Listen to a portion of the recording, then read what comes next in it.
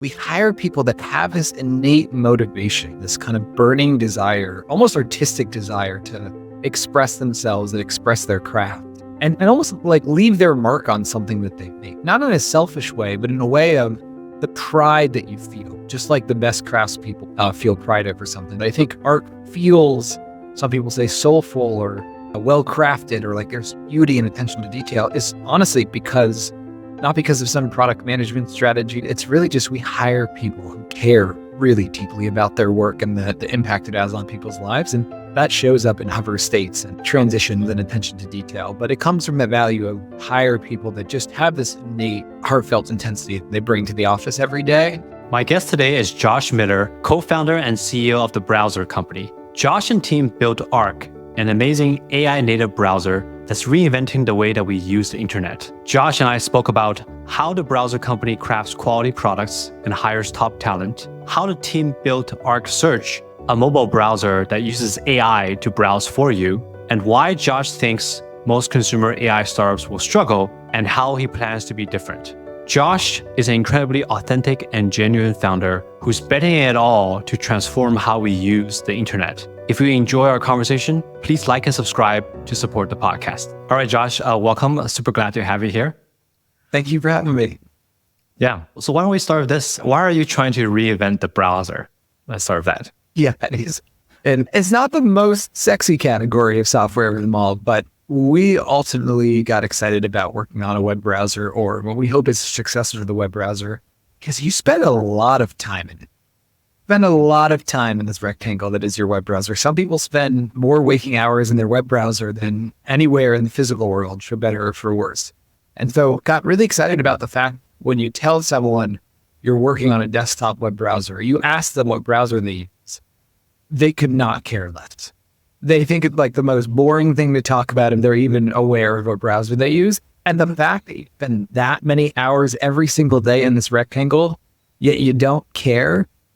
And then you think about the kind of love you have for your favorite products or your favorite physical spaces in the real world where you spend a lot of time, or the things you use a lot. The delta between those two facts got us really excited, combined with a lot of kind of macro trends happening in the technology industry at the time that got us excited about what the browser would look like in the future. But I think at its core, it was, we spend a lot of time in these rectangles. They don't inspire us. They don't feel great. That feels wrong. It's like, I use Comcast for my internet, but I don't feel any loyalty towards that company. Yeah, and I remember the first little phone I got when I was in middle school, just to call my mom that I was ready for pickup after, and I played Snake On. I liked my calculator too. And then you think about how I feel about the iPhone today and what it means to me. That's the delta we want to bridge with the browser. We want to be to the browser what the iPhone was to the cell phone. So we're not there yet, but that's the idea. Got it. So I've been playing with the Arc browser, and the reason I'm really excited to talk to you is it's very clear that it's been crafted with a lot of care, and the people who made this clearly gave a shit about the product. So can you talk about some of the core values at Arc and how that guided you and your team to build products?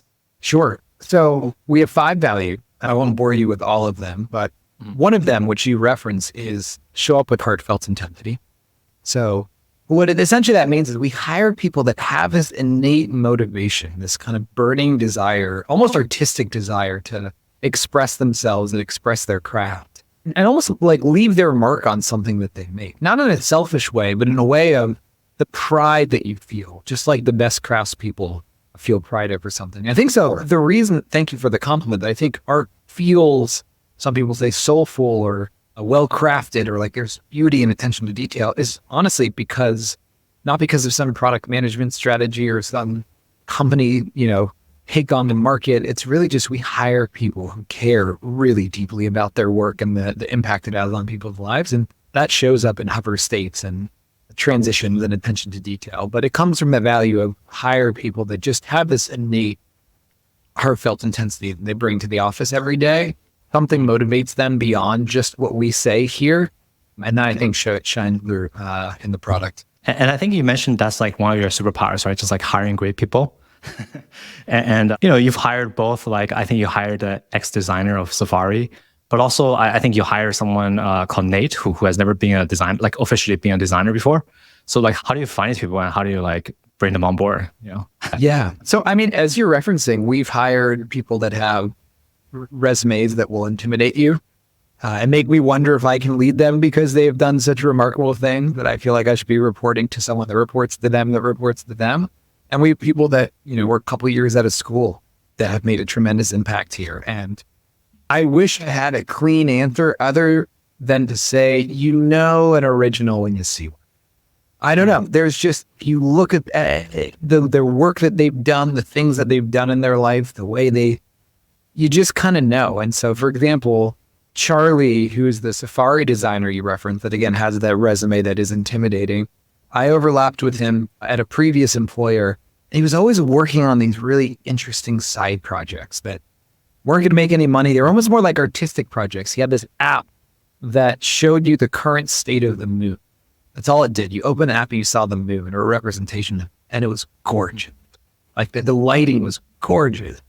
And I was like the sort of person that just does that for fun and does it with that attention to artistic detail. And then you think that, you also mentioned Nate. Nate had never held the title of designer before we hired him as the designer. He was a couple of years out of college. But here's this kid that was making web browser for fun after hours and doing it in a really kind of quirky, creative way. He had a personal website that was like a slot machine, gamified, kind of making fun of the social media environment. It's just his personality and the soul of both Charlie and Nate's work that even though their resumes are very different, you can't not feel that kind of unique spirit in them. And so I know that probably if you're listening to this and you're wondering how to get a job at a browser company, it may not feel as actionable or tactical as you would like from a podcast, but I wanted to be honest that we gravitate towards people that have an authenticity and have a character that they show up with that's just unmistakably them and unmistakably original. I think it's actually pretty actionable. I mean, you can kind of tell if someone is doing something to get promoted or like to get more money, or if someone's just building something because they want to make something really good. And it sounds like both examples. I will say, I get emails. Look, this is where mileage may vary, and I know this is not true at all companies. I get emails and DMs and text all the time from people, that want a job here. And I feel really grateful that we've built a company that is true. That wasn't always true. And it's really interesting. I wish I could tell them, I don't care I don't care the name of the noun that's in your email. And then, versus someone. This woman sent me this prototype the other day of something she did for fun. And prototypes, if you're wrong, it wasn't coded. Form factor was almost like this like slide deck. But it was just, the thought was original. The effort was original, And so for us, it's less about where you practice or how good your resume is and more, what are you showing up with in terms of that originality, either in thought or in craft or kind of personality, and then letting that shine through. Yeah, I love that because that eliminates all the gatekeepers, right? Then you have your own destiny under your control. Yeah. So you also have like a super passionate community of users who love Arc, right? And do you kind of work with these users when you're building new features, or like how do you work with them? Yeah. So my first company was sold to Facebook, and Hirsch and I, my now second-time co-founder, worked at Facebook for a number of years. And the thing that impressed me the most about Facebook at the time, which at the time, was known for having some top talent and top craftspeople, were the user researchers. They were amazing. They had doctors, they were doctors in psychology and sociology from the top universities. And it was just wild that there were these researchers that were there to just help us understand these people we were building for and the ways in which they would help us understand the way that people were hacking the product and using the product to find what we intended and defined what we were. And it was striking at Facebook, they were totally underappreciated at the time. It was like they were used by PMs to validate what they wanted to do. And look, the researcher said this. And I just remember thinking at the time, these people should be deciding who we want. Like these people, because these people are the ones that are channeling the people we actually serve, the people that use Instagram and Facebook and WhatsApp every day. So when we started the browser company, one of the things we did intentionally was we wanted to flip that hierarchy. So we created a team called the membership team, which rolls up anything that touches the people we serve, who we call members, whether that's customer support and success at other companies, to user research, and everything in between. If you're someone that uses our product, the membership team is responsible for your end-to-end relationship. And we put them right up there with engineering and design, all the other disciplines, as the seat at the product building table. And so Yeah, since day one, the hypothesis of the company is you use the browser for hours every day. The only product that your mom and your little niece and you all share in common, other than like texting and maybe video calls. So we cannot build a better product unless at its core are the people we're building for, and that's part of our product development process. So now that doesn't mean we like do a poll and build what people say, but to the extent we've had any success so far, it's been because it's been a collaborative process with the people we're building for, thanks in large part to our membership team. And how do they talk to the customers? Do they have different channels they use, or like, how frequently do they do this? Yes, we're arguably too open-minded in how we talk. Anyway, I mean, I message thread with certain member, because keep in mind, this product started, we hand onboarded the first probably 5,000 people over Zoom, one by one, a handful of us. I recorded welcome videos on my iPhone and texted them to the first, couple dozen people, maybe hundreds. And so, for some early members, we're friends now. We're texting, DMing. We often do kind of massed surveys and polls. We do very kind of like structured user research sessions over Zoom and third-party tools. We do it all. And our approach has been like, let's actually lower the barrier. You let us know however it's good for you, and it's our job to kind of abstract away that complexity for us and figure it out. But we've actually tried to be approachable on probably too many channels. It's probably something we have to do. Yeah, I mean, like, I think too many companies are like really opinionated for some reason about like, hey, only these people can talk to customers, or you have to use this official channel. And like, like customers are doing you a favor, man, by talking to you. So why not just like do whatever is easy for them, right? So, yeah. And look, I think a theme I feel at this stage of my career is there's no one right way to run a company. Every company has different goals and values and founders. But yeah, for us and how we do things, we would not be successful at what we do if we did not build in conjunction with the people that are using our product every day. Got it. So let's talk about like a specific product that you built. So, mobile browsing, like the browser on the web is mediocre, but on mobile is like really terrible, man. Like there's incredible amount of ads, pop-ups, paywalls, and all this SEO optimized stuff. And you recently, a few months ago, you launched Arc Search. So maybe walk me through like kind of ideation to launch like the high level, how it came to be. Yeah. So the idea for Arc Search is actually and it was a side project, which it is hard to imagine now because it has become so successful and now a core part of our strategy and our portfolio of products. But at the time, it was look, it's been a long year. We've wanted to build the default mobile browser, but haven't had a good strategic reason to do it. And we just had a company-wide offsite in November. Let's give ourselves until January to just prototype a default mobile browser for fun. But if we're going to do that, since it's not strategically beneficial to us, let's be really ambitious. And so our ambition was to pick one value proposition. So not to build a better mobile browser, but to pick a value prop within a mobile browser and then do it to 100. Just go wild, because it was kind of a freebie project. And so what we decided was, look, on our phones, as you say, mobile browsers you use all the time. It's probably one of your top 5 apps in terms of opens, but they're kind of atrocious. And at the very least, they're all the same. And what we realized is like, look, when we use our mobile browser, we're almost always looking something. We're on the go, we're with a friend, and we just got to look something up really quick.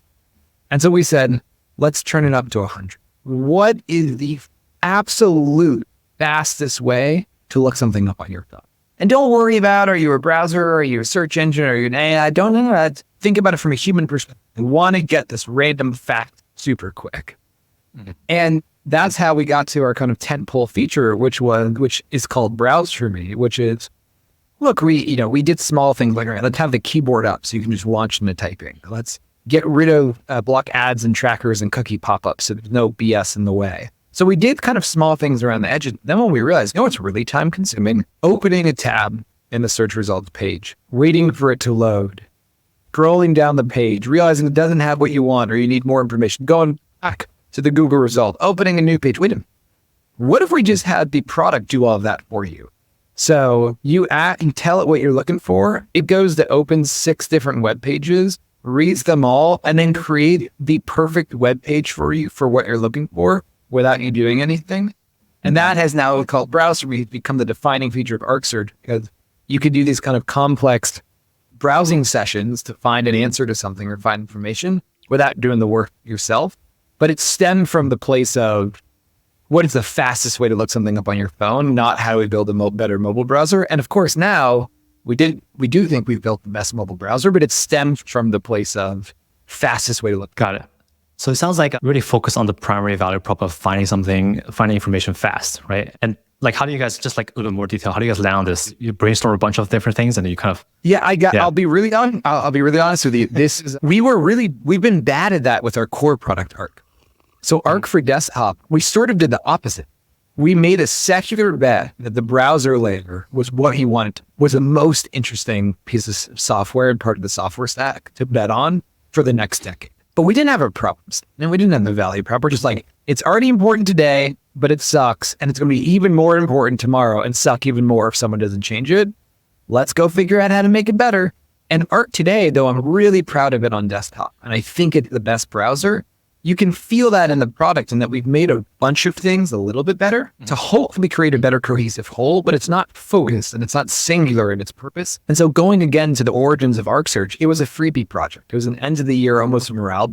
So what we did is we said, not only let's like take it to 100 and have fun with it, let's also try to push ourselves in product development, trying a different way of building products. And so the reason we decided to pick a singular value proposition was because we actually didn't do that with our desktop product Arc. And we wanted to, again, one of our other values is assume you don't know, which is literally what the value set. Like, no matter how smart you are, no matter what you've done in your career, no matter how sure you think you are, you must proceed with the assumption that you have no fucking idea. Excuse my language. And this was sort of that test of let's try a product development strategy that we've never tried before and just see what happens. And so the way that we picked the fastest way to get what you need was more kind of from an intuitive sense of what do we, the five of us, want the most, or what do we use what do we use the browser and search on our phone for the most? But really was more about testing that approach to product development, not making sure we got that value prompt correct because it was a freebie project. And I think there's a good lesson in there that it has resonated in a way. I thought Arc on desktop, I felt great about our success with Arc on desktop. And then Arc Search has come out. And the first, 3 months, I've been like, wow, man, the bar is high. Like and I think it is a good lesson for me and us that when we were just having fun with it and being really focused, uncomfortably focused around not what our company strategy was, but around what does a person need, that it resonates at even deeper level than this other product we have, but has also been successful and is successful. So easy to extrapolate too much, but it was a surprise. I love that saying, turn up to 100, because like you can make like 3 features 50, but when you just make one thing 100, and maybe like most people saw out of their minds that like they start word of mouth and like all those positive things. Well, and this is a good lesson too, is like, I didn't take my own that advice before this project. You know why? Because turning up to 100 feels risky, and it feels, how are you going to better pick right?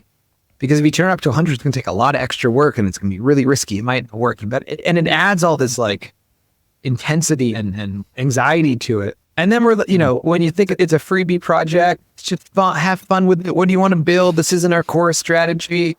Yeah, let's go for it. When you have that like state of abundant mindset, it's like, wow, people want 100s and you can do it. You can do it. And I don't even think, by the way, it's 100. I think that would be attitude. But we have a lot more work to do to really make it 100. That intentionality of like, we don't want to make a better mobile browser. We want to redefine how you do something with this device. It's a different attitude. And I'm very excited to take that attitude back to the core Arc product. Yeah, this is probably why you also attract really great talent, because you want to redefine things. Yeah. That's the pitch at its core is I cannot promise you will make more money. I cannot promise you that you will have a better title. You actually will probably have a worse title. I cannot promise you anything other than we are all trying to do the work that will define our careers. And it may fail, but we're going for it. And if we succeed, it will define your career and it will define all of our careers. So that's kind of the vibe of the people that come here is you can make more money, value return somewhere else. You can lead a bigger team, have a bigger title, have more chance of success on paper, but no one's going to have very few places will have the same level of ambition and intentionality that we do here, for better or for worse. We're going to find out. Yeah. Speaking of which, I think back in April, you put out this tweet saying that you only have like 12 to 24 months to win. And can you give some more context about this, or like why you tweeted this stuff out? Do Yeah, you I mean, remember they're doing this? cheap. Yeah. Yeah, of course. I Yeah. still feel that energy. I mean, there are two parts to that question, right? One is, what did I mean? And the second is, why did I share it publicly? Is there one that you're more curious about, or? I think kind of one leads to another. So maybe talk about both. Yeah. Sure. I wonder how to say this that doesn't. So I was a pretty big skeptic of the LLM transformer stuff maybe 8 months ago.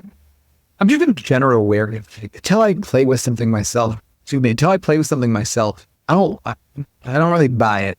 And I played with all these technologies in these prototypes and forms that felt slow and expensive and unreliable. It felt like another crypto thing. And after prototyping with the technology more, I'm going to get to the punchline because everyone knows where this is going.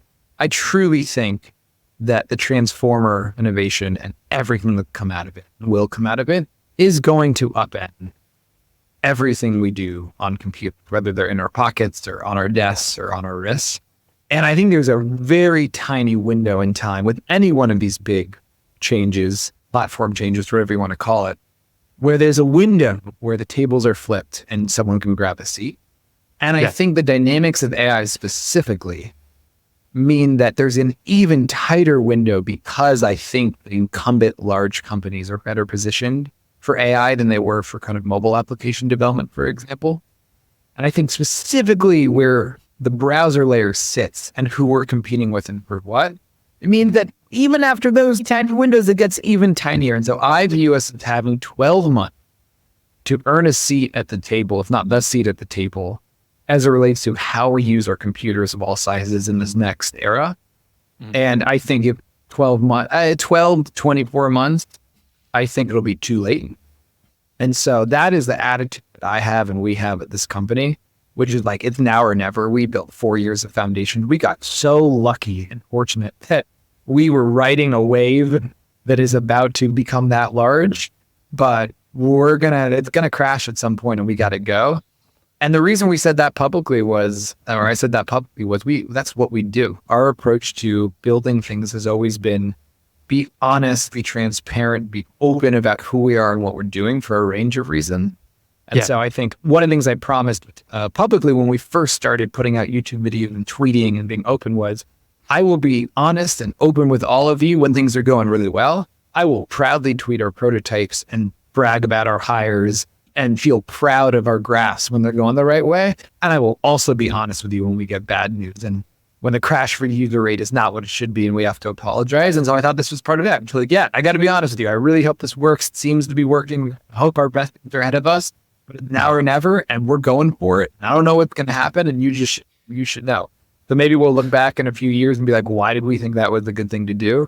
But it's felt authentic to us, so we're continuing. Yeah, I love that. I remember watching your Act 2 ARC announcement, and then in the first few minutes, you were like the Steve Jobs character, right? Where you're all black. I was like, who is this guy? It's going to be Steve Jobs. And then it became like very down-to-earth, authentic in the streets of New York. And I thought that was great. And I think that feels like consistent in all your messaging, right? Yeah. Yeah, as what Pedro's referencing for anyone that hasn't seen it is we kind of unveiled our belief about what we want to do over the next 4 years. We hit our 4-year mark at the company. And so there's a video about Act 2 for the company. And we kick off the video and it makes you think that it's a Steve Jobs like keynote presentation. And then it turned out that was sort of a bait and switch and we were making fun of it. And I think what that gets at is how we generally like to do things at the browser room is we're very interested conceptually about surprising people with surprise and awe and wonder, and the unexpected is a lever that's really helpful and really worthwhile, whether it's in building product experiences or marketing or communication. And so just in general, we're really interested conceptually in inverting what is expected because we've gotten into this like habit in our industry of copy and paste and reductive experiences and reductive practices. And obviously you don't want to always reinvent the wheel, but when it comes to talking about who we are, what we believe in and how we do it, it's been really fun to try to invert things. Yeah, no, I think it gives the brand a ton of personality. So, and it's great. Here's kind of the crux of things, right? Like, you talk about you have 12, 24 months, but at the same time, you really care about craft and building really good products. And we've seen some of these other companies, I won't mention names, but like, they take all this time crafting really, really great. and they launch it after like a couple of years, and then it just kind of falls flat. So how do you balance this kind of like desire for high quality with the assume you don't know? I mean, this goes back to what we spoke about before. This is why we have a membership team. This is why we build alongside the people that we serve. So this is why we have the assume you don't know mentality. So, very tactically, Arc Search. I think if you go download Arc Search today, you may not like it, but you will believe it's one of the best crafted iOS apps you've ever used. And I say that with humility. You may hate it. It may not be that. It may not be a good product, but boy, their transitions are juicy. And we really sweated the detail. And that showed up in the way that after we released it, it was sort of like an immediate hit. There's a test flight to people not at our company a week after we started that product. And secretly behind closed doors, there were dozens and dozens of people that don't work at our company and are not investors or advisors or anything like that. They were actively testing the product, and we were actively changing how it worked and what it looked like based on that feedback. And so it's not perfect. I can't comment on what other companies do, but our belief that like we have this bar for excellence in our craft, and we are maniacal about passing that bar, that mean that no one can see it, or that we can't test our assumptions or build in public and air quotes until it's actually released. Those two things aren't in conflict, but often are. By the way, it doesn't mean we don't miss the mark. We miss the mark all the time. We ship things before we should have shipped them and they were never any good, and we hold on too late and we polish something that actually was just lipstick on a pig. So we don't get it right, but I actually think I don't actually think they need to be in conflict. And if they are, it's because whoever's building it and deep down really actually cares about getting one of the two.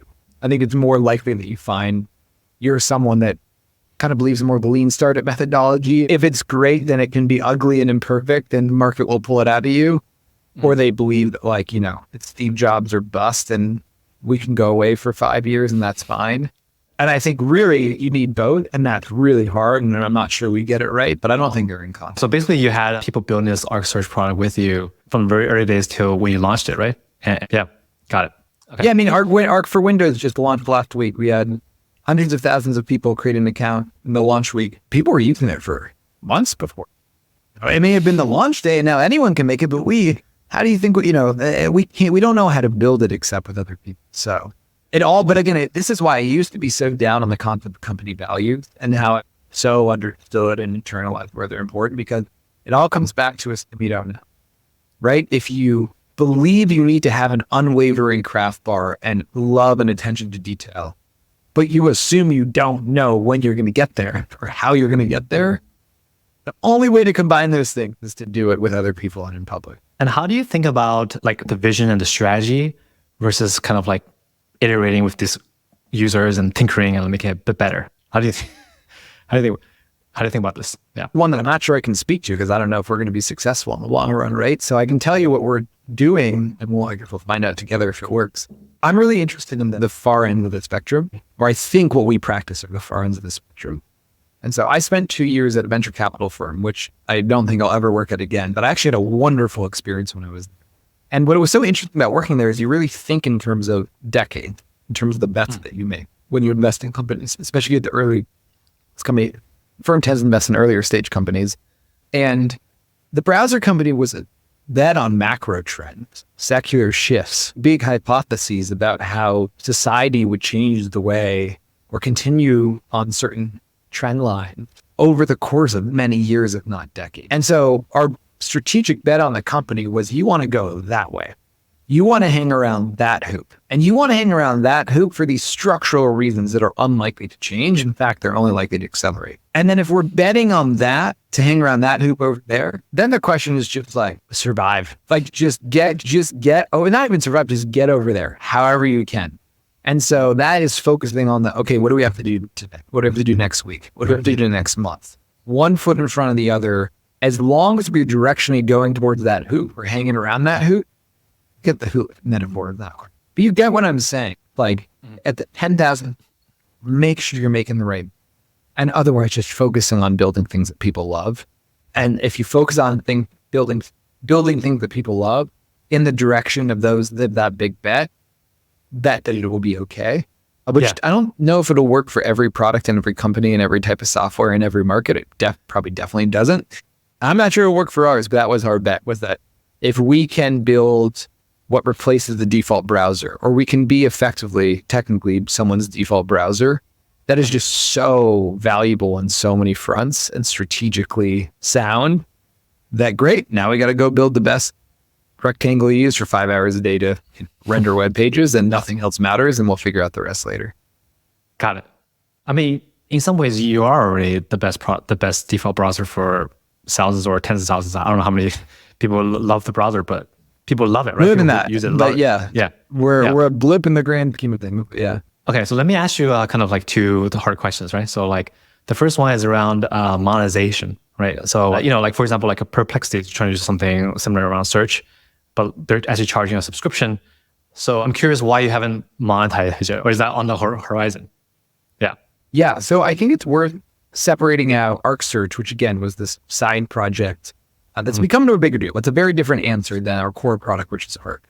So Arc is a browser. I can wax poetic about an operating system for the internet or what we're going to do that's different. Let's just take it as it is. It is a web browser, it's a desktop web browser. And what's unique about a web browser is it's effectively a consumer product. Every demographic, everyone that uses the internet needs a browser. Every shape and size, every country, every socioeconomic, everyone needs a browser. And you spend hours a day in your browser across all these demographics and across all parts of their life. Work, personal, they buy things, they look up information. And when you look at products that have those characteristics, they are unbelievably valuable because of the distribution potential to other things, right? So if you think about even like a browser itself, how does Safari make money? Safari makes $20 billion a year because it has decided that it's going to distribute that attention to Google and get the check. And that's why browsers monetize via search engine the most. But really, the enterprise value of a browser doesn't come from the search engine relationship. That's just one way you can distribute it. It comes from the fact that you have this rectangle that everyone in the world spends hours and hours, not everyone, but a large majority of people spend hours and hours in across all parts of their life. And that means, think about the percentage of commerce that is passing through the browser. Think about the SaaS economy that's passing through the browser. Think about the search passing through the browser and the ads that are passing through the browser. And so those businesses tend to be incredibly easy to monetize, if not lucrative to monetize in a bunch of different ways. The risk is, can you get to scale? Scale is typically the hardest. And so our approach has been, our enterprise value comes from the time spent, the TAM from the number of people it addresses, and then the distribution potential if you can get those two things. And so we need to get to scale as quickly as possible to then monetize that attention and distribution in some other way. Which begs the question, okay, how? Great, thank you for that long spiel. How are you going to do it? And I guess my point is twofold. One, there's so many ways that it's the wrong question to be asking. The right question to be asking is, how the heck are you going to get hundreds of millions, if not billions of people using your product every day when you don't have structural advantage? Because if you can, we're going to make a lot of money.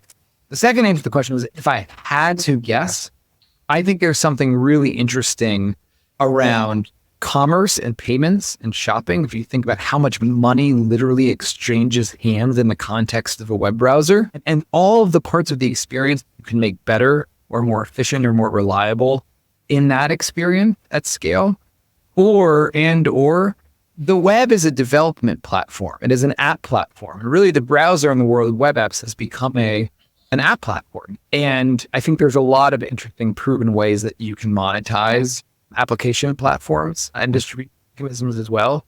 So again, not to mention search and advertising the way that other browsers monetize, but I really like to think about, if the short version would be, the real question of like right now, what is the most existential risk to the browser company? It is not, can we make money from a web browser? People spend hours in every day across work and personal life and buy things and look things up, etc. The existential risk is, can you get to scale as effectively a consumer product when you don't have any structural advantage? Got it. Yeah. Okay. So I guess it's a different strategy there, right? Because if you look at, like, for example, you just look at Superhuman versus Gmail, right? Like their strategy is like, well, like everyone uses Gmail, but like the people who actually get like a ton of emails or like really want a great experience pay us $30 a month or something. But it sounds like your strategy is just to get to scale, just to actually I think that's a great example. Like, I'm a Superhuman customer. I've been a Superhuman customer for years. It's like one of the only tech products my wife loves. So I'm a number one Superhuman fan.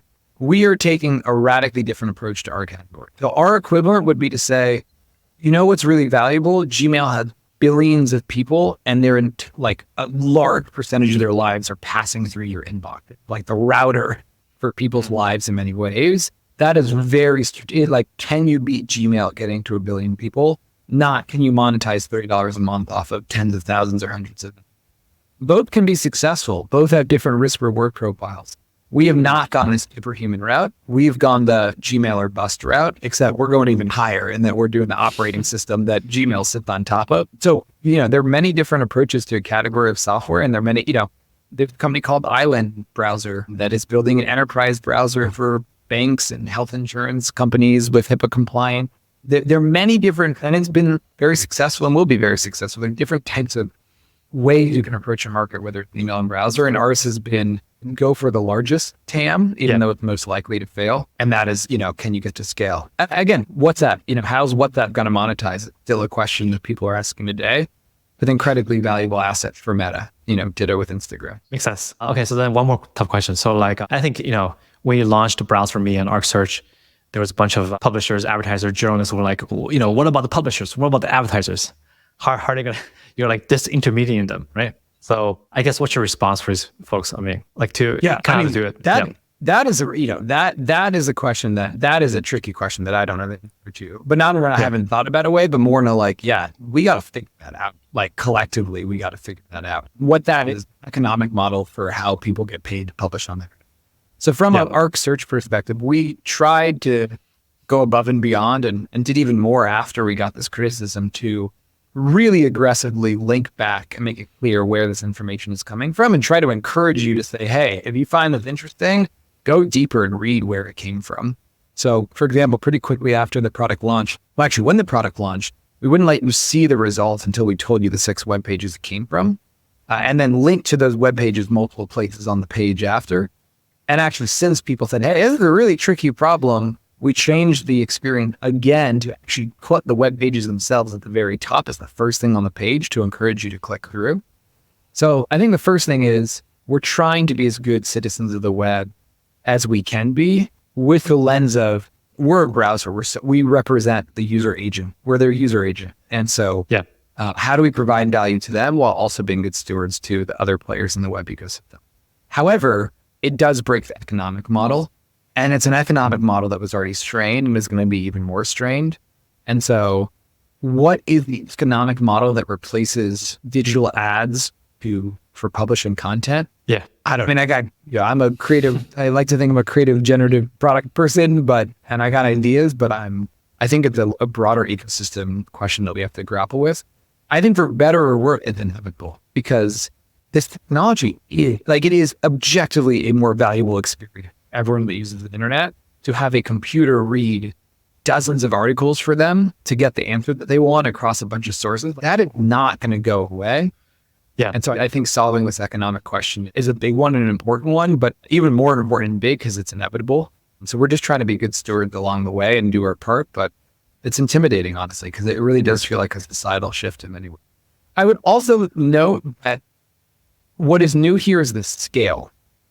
And that is both clarifying and scary in that the web has always been about summarizing and linking out to things. Like I remember when I was coming up in the industry, there was all that outrage around blogging, how bloggers and blogs would kind of quote articles and link to things. And was that taking away from the original source? And so I think the story of the web that we can kind of forget sometime, even tech meme, which has been partially an inspiration for me. Like I read stuff on tech meme all the time and never click through. And then sometimes I click through, like this is the public web and the open internet is putting content out there and remixing and linking and quoting. Now, I think the thing that is new and what is unfair about that characterization is before someone manually had to do that by hand. So yeah, they did a pull quote or they wrote a summary and linked back to it, but it was done with maybe more intentionality or in a different context. Now the difference is you can have infinite tech memes for anything, whenever you want, always with greater precision and fidelity. That is pretty wild, and that has some second order consequences. But I also think in the life of these words like AI are a little bit heightened right now because actually the economic model has already been strained, and this is just accelerating, unfortunately. So I don't know the answer, and we got to figure it out. But this is a tricky one.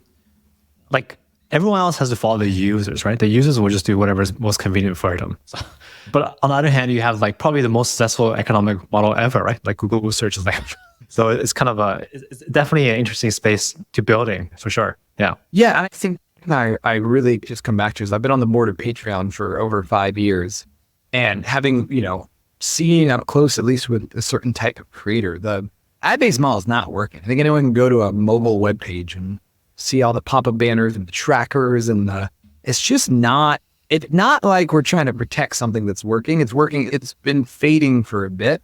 So that doesn't justify whatever you want. And that's not what I'm saying. But I do think, I actually find it very exciting that I think a lot of really interesting experiments as it relates to media, even like yourself in some ways, will come out of this. And I don't know what those are. And we want to be good citizens, but. Got it. So let's wrap up with this. My audience is a bunch of tech professionals, right? Many of them are working in big companies, trying to improve some metric by 3% or something. So what's your advice for these people who maybe are like, they want to like build something really good, really important? Like they want to build something that they feel proud of.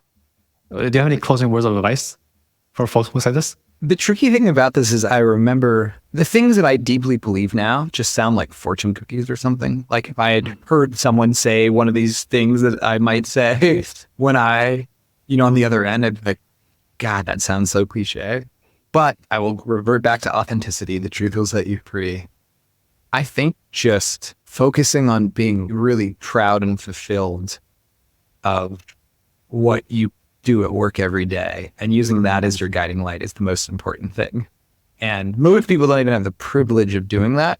I think if you're listening to this podcast, the better chance that you do, but like just doing something that you, if not maybe love is a strong word, just like find pride and joy. Again, think about the value that we care about, show up with heartfelt intensity, doing it, whatever it is, in a way that makes you very proud and fulfilled, almost taking that very personal lens to it. But that comes from a place of privilege and it doesn't work for everybody and it's not the value system of everybody. But I don't know. I think my career has taken the most turns when I'm at the end of the day just said like trust in my own gut instinct for what makes me really happy and what makes me energized inside, even if it's not the same for other people. And I think the browser company is a great example of that. I'm sure people are listening to this and a couple things I probably said like, wow, that doesn't feel like structured an answer as I would have expected, or doesn't really sound like they've thought that one through.